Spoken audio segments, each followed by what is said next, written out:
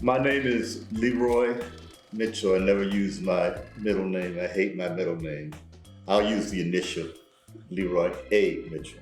I was born in New York State, Mount Pleasant, New York. Was raised in White Plains, New York, by my parents, uh, Mr. and Mrs. George Mitchell. My father was a custodian. Uh, he came out of the South in the 40s with the great migration from the South north to find better work, better pay, better life than the South was offering at that time. And met my mom, who, my father's from South Carolina, my mother's from North Carolina. They met in Connecticut, where they worked at an estate. He was a handyman. She was a cleaner in the house. They got married and moved to White Plains. And who is that next to you? Oh, my son. Did you know that? Hello, my name is George Joseph Mitchell. I go by Joe, derived from my middle name. Named after my two grandfathers, my father's father first and my mother's father second. And that's how I got my name. Born in Buffalo, New York. Majority of my life has been spent here in DeKalb. We moved here when I was about 5 years old. Just celebrated my 50th birthday, so about 45 years of my life has been spent here. Grew up here, went to elementary, middle school, and high school here. Went away for a couple of years to start a career and to go to school. And my wife is from the next town over, Sycamore. Try not to hold that against her. And we have been married now will be 24 years in October, and have raised four beautiful children here in this community. Okay. Um, at 18, I left White Plains to go to school in Buffalo at the State University College in Buffalo, Buff State. Have always been in the church. Parents raised us in the church. And that's where I met my wife, now of 54 years. Got married in Buffalo and came here. I'm trying to remember the year, 1980, and have been here, caught ever since in the cornfields. Drank some of the kish, and now I can't leave. But it's been a good experience. The determining factor for me being here is my wife. Because if she said she didn't want to stay, I would be right behind her with my suitcase. But she hated it in the beginning. She would call me, and my secretary would say, "Mr. Mitchell, your wife is on the phone." And I said, "Hey," and she, I said, "Oh, here we go." But after she got used to it, she didn't. She told me if I dropped dead first, she wasn't leaving. She was going to stay in the cab. So I guess she had a taste of the kish also. We've been here ever since. I was adopted, which is an important part of my life. I wanted to bring a picture of my parents, but I couldn't find it. I went into foster care at 9 months, and I don't talk about being a foster child too much because my parents took me in, and that's where I've been ever since till they died. They informed me that I was adopted in 19. 5 years later, I was adopted. I brought a picture of my father, who was the important male in my life. I used to make fun of my father. Is that the picture there? Yes. Let's go ahead and hold it up for the camera. Okay. And Nathan will take a picture of it later. Let's see, get a good one there.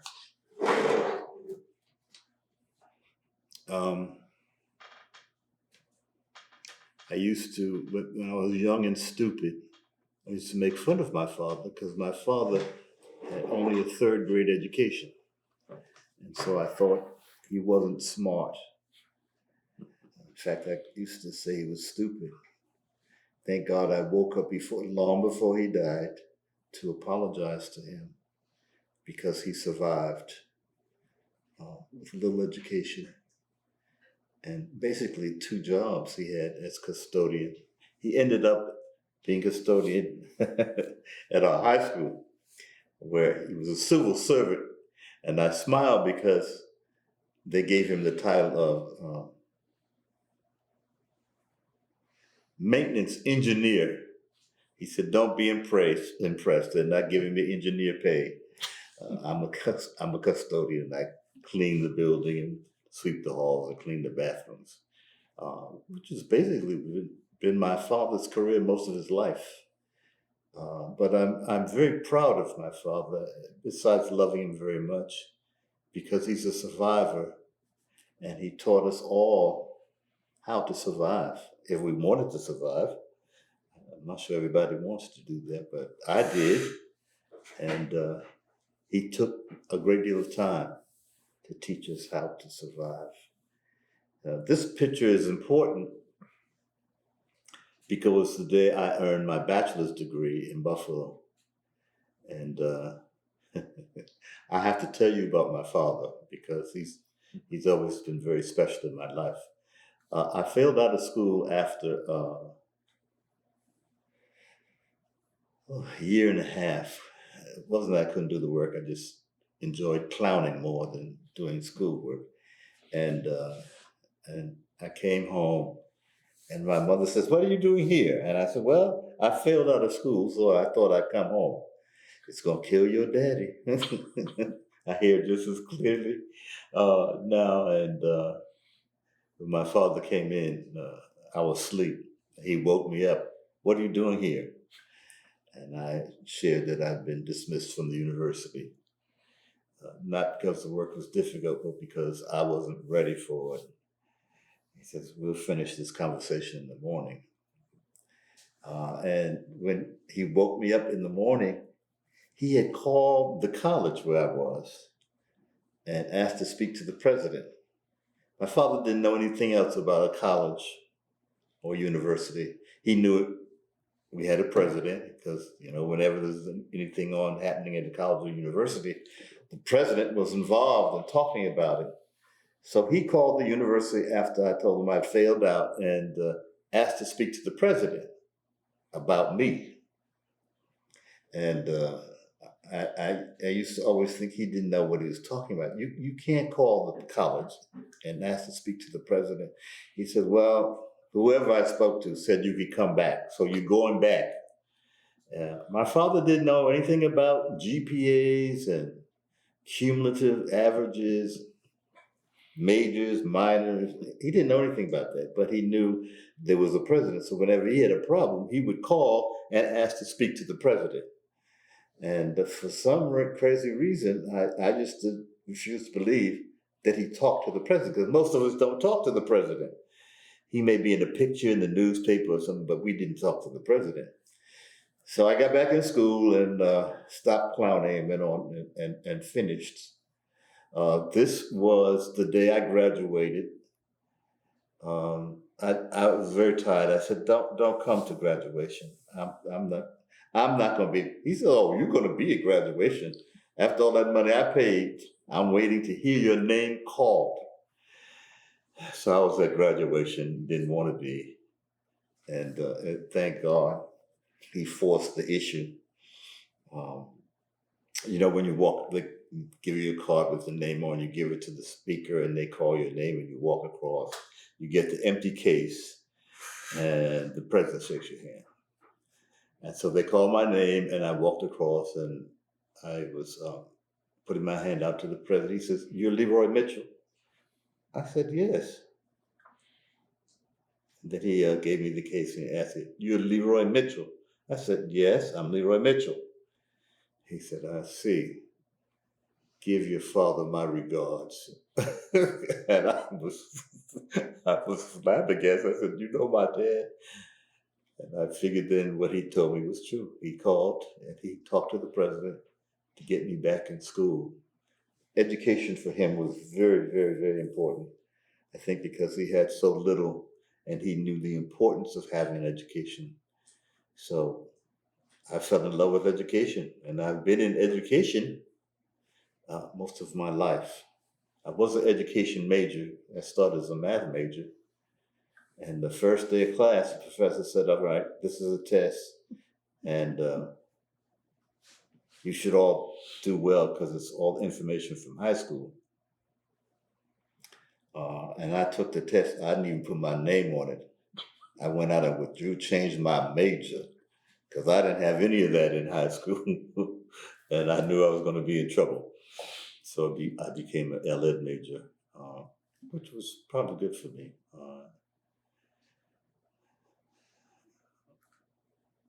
My first job in education was in junior high school. That was interesting too because they had a class of mainly young men. In fact, it was all young men who were of age in junior high school, but they did not function at that level, and they weren't mentally retarded. So they had outgrown the furniture, and they set up a class. They call it ungraded, and that was my first teaching experience and learning experience. It was a good one for me. I loved the kids, and I had to find a way to teach them, find a way for them to learn. And I think that's when I really learned to respect education and what teachers are expected to do. They have a classroom of kids, all of them at different levels and different subjects, and they're expected to teach them all enough to move on to the next level. And that is a tough job. And whenever I see teachers striking, I get right in the line because they don't get enough pay. I had 10, 15 kids. They had 20, 25, 30 kids in the classroom, and they expected to teach them. They expected to learn new things, be better, and all of them functioning in different levels. So I knew I couldn't be a teacher, even though they made me a teacher. Um, I went from that to working at the school, working at the university. In financial aid, they hired me to be a part of their EOP program, Educational Opportunity Program, which programming that in the 60s had been pushed by the federal government to get underprivileged kids, disadvantaged kids into colleges and universities. So everybody had one. They all ran in different sizes, but ours was about 1,000, and I was to take care of their financial aid, getting all the documents, supporting documents, getting their stuff together for counselor to process and package the aid. I did that. I liked it. I enjoyed working with the young people, and it was good.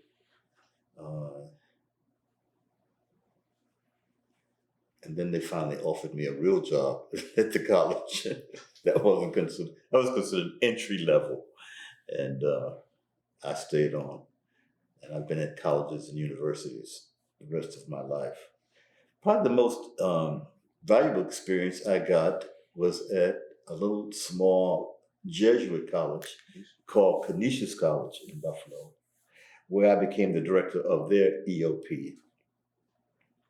And it was there that I learned university administration. They were great teachers. They were unbelievable people.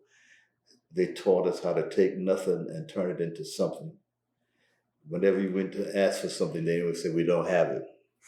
Try this." And that's how I learned how to be an administrator. It was a good experience. I went on, I'm trying to, where did that go from there? Canisius. I think I went back into university because the pay was better. and that's where I stayed until I retired. My wife is our teacher at home. My wife, who had she had no college education, but she knew how to teach children. She was a daycare provider for 35, 36 years. 30 plus for sure. Um, and she was licensed and all that stuff. So she just loved children. All of our children should be great spellers, because she didn't care how brain damaged. You get a list of words on Monday and you're tested on Friday. Everybody should know that. And so we kept the words on the kitchen table between the salt and pepper shaker. And after each meal, my wife would take kids through their spelling words. And most of them did very well in spelling. She was the real teacher. And she had the patience and the knowledge of young people. I think I was affected tremendously. In fact, I know I was affected tremendously by being a foster kid and then adopted. I told my wife that I think it was important that we became foster parents. And she will tell you to this day, I come up with brilliant ideas. She just has to do all the work. So she didn't want to hear any ideas, but we've had 51 foster children. We adopted three we adopted. And my wife really managed that whole deal. Ministry has always been part of my life. I've been in the church all my life. Was baptized at 11 years old at Bethel Baptist Church in White Plains. And when I went away to school, I said, 18 years is enough church. I'm not going to church anymore, till I failed out. And when I got back in school, one of the advisors says, whatever your life is built upon, is what you should be doing. So I'd been in the church. I went back to the church, sang in the choir, and grades went well. I said, that's an easy solution. So the church has always been in my blood. I love the church. I love Black church. That's all I know is Black church.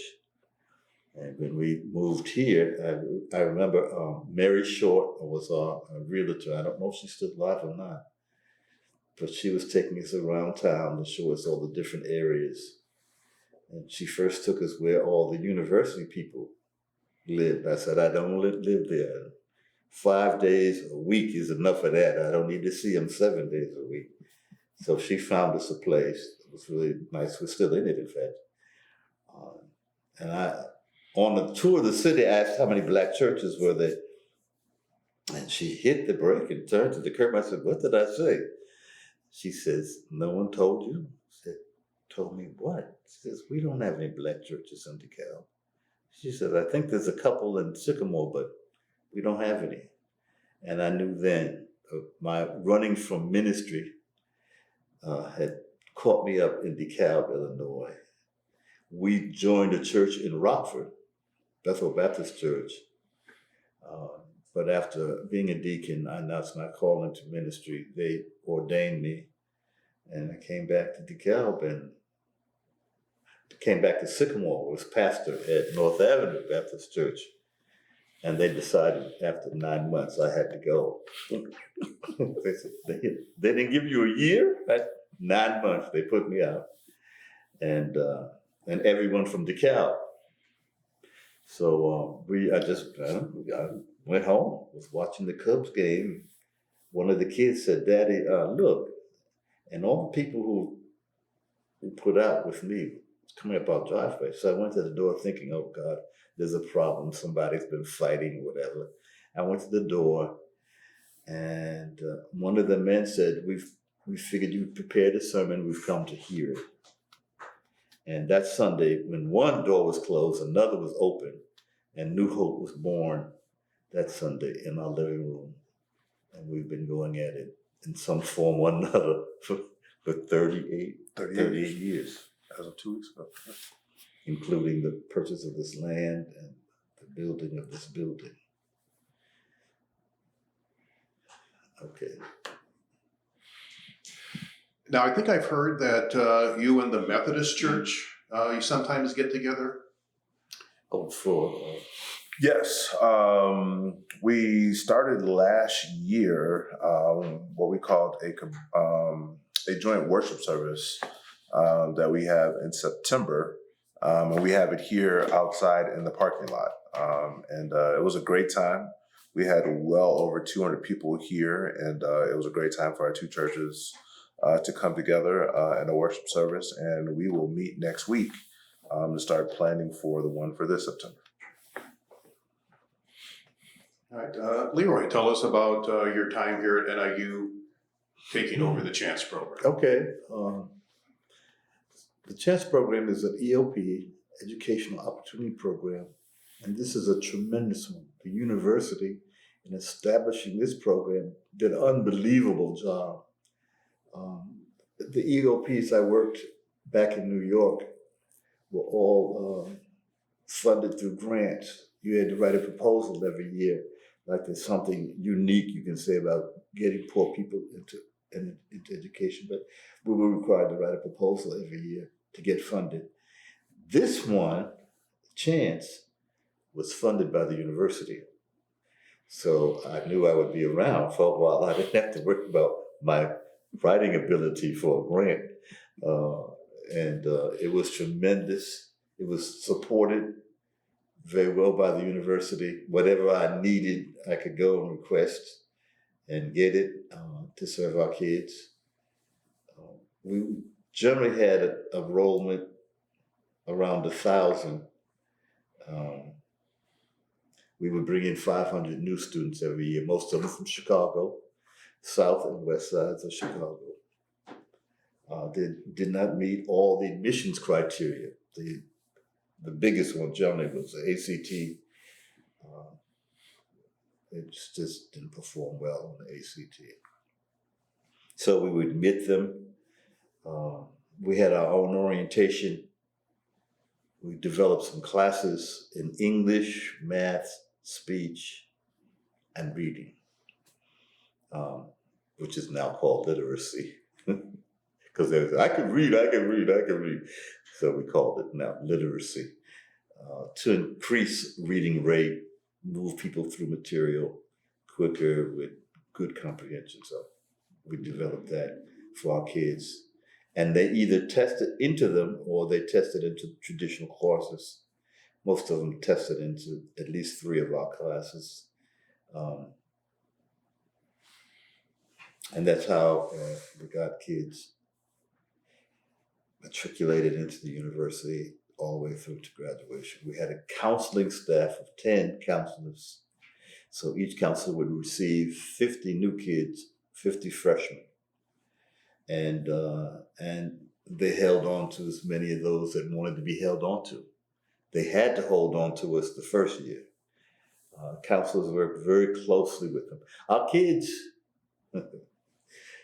the university said, well, they just have poor study skills. And I said, they don't know how to manage their time.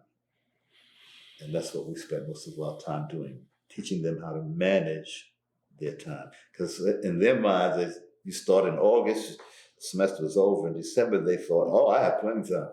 So they didn't do anything. And once Thanksgiving came, if they hadn't done anything, I would tell them, go home and stay. There's nothing you can do in 2 weeks to salvage this. So we had to work very closely with them early, teaching them about time. We developed a calendar showing the whole semester in 4 weeks. And we have them break out the syllabi and plot the tests, when they would be tested, where they had to be in the reading in each course. And as you realize, as we knew, they filled up that stuff in no time. Those who followed it went on to graduate school and did well. I remember one young lady, she'd drive me crazy, Miss Priss. She, whenever there's a problem, she had to speak to me. She did not, no one else. She had to see Mr. Mitchell. And usually it was a time management issue, which she got under control She graduated, of course, from NIU, went on to do graduate work, and it's a PhD in psychology today. And she will tell you it's because she learned how to manage the time. And I'm convinced if you get that under control, you can go around the world to the moon, wherever you want to go. It's time management. So I enjoyed working Chance. It was my baby. Wow. I came in 80. I retired in 2008. Sounds right. And I never wanted any other job. They said, would you like to apply for? Nope. This is my job right here, getting these kids into school. I would go into the neighborhoods on the south and west side to talk to kids about going to school, going to college.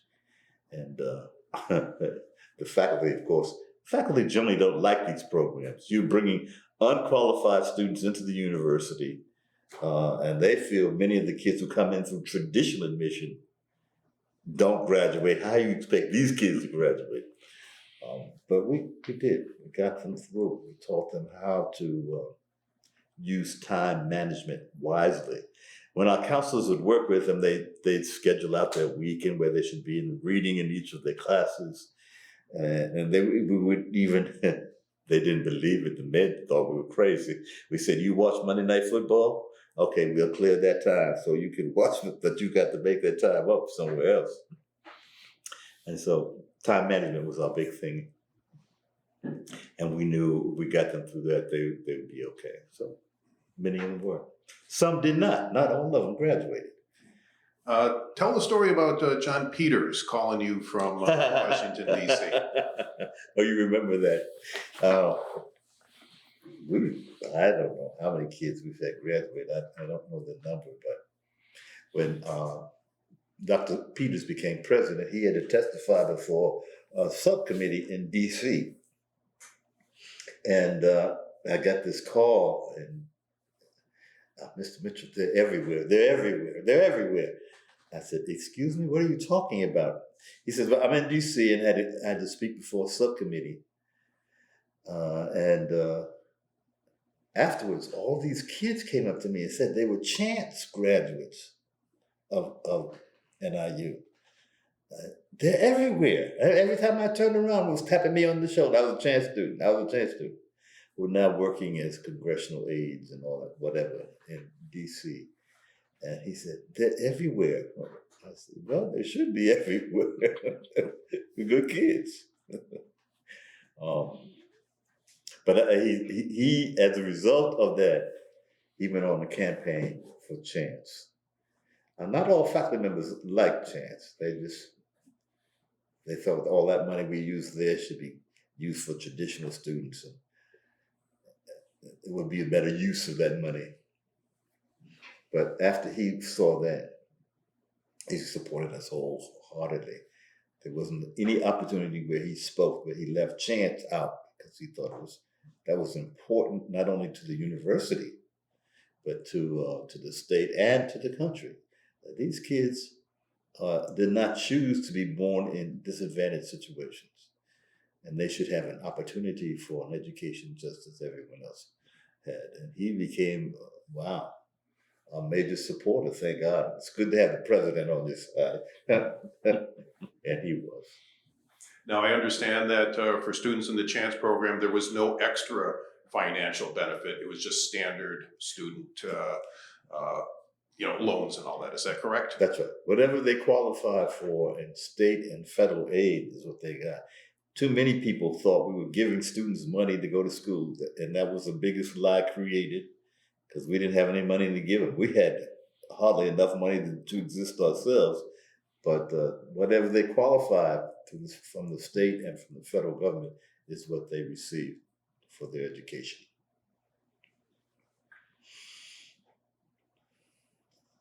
Okay, Joe, why don't you tell us a little bit about yourself? All right. Mentioned earlier, grew up in this community, and graduated from DeKalb High School in 1993. That was the old high school. That's now middle school on the south side of town.